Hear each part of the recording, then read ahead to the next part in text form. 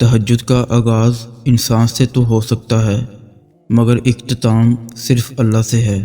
دل میں اٹھتی ہوئی مسلسل تکلیف جب رات بھر جگائے رکھتی ہے تو روح کی بے چینی اللہ کے روبرو لا کر کھڑا کر دیتی ہے۔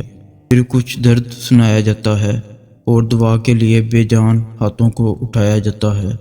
جب سارا غبار باہر نکل آتا ہے تو سکون کی عجب سی کیفیت طاری ہو جاتی ہے، جیسے سارے دکھ کسی نے اپنے اندر جذب کر کے روح کو آزاد کر دیا ہو۔ اللہ سے کی گئی وہ ایک ملاقات، وہ ایک گفتگو ساری الجھنیں سلجھا دیتی ہیں۔ پھر مجازی دکھ نہیں بلکہ حقیقی محبت سونے نہیں دیتی۔ پھر رات کی نیند اچھی نہیں لگتی۔ پھر بس اللہ سے ملنے کی طلب رہتی ہے۔ پھر دنیا کی خواہشیں ختم ہو جاتی ہیں اور عرش والے کی لت لگ جاتی ہے۔ معجزوں کا دروازہ تو ہمیشہ سے کھلا ہے تمہارے لیے۔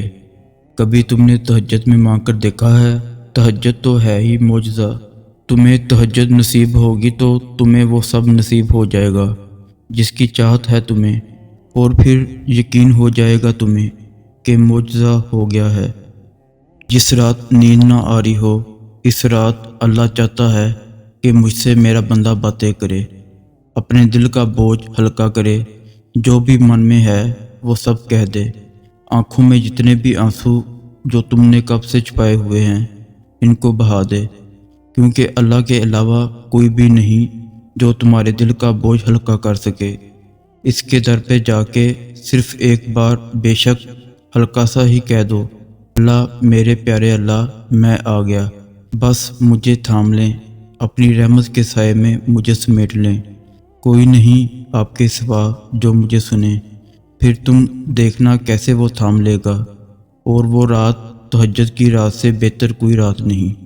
جو کہانی تہجد تک پہنچ جاتی ہے پھر وہ کبھی ادھوری نہیں رہتی۔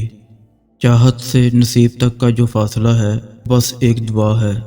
تہجد میں بہنے والا ہر آنسو اللہ سے کن کہنے کی سفارش کرتا ہے۔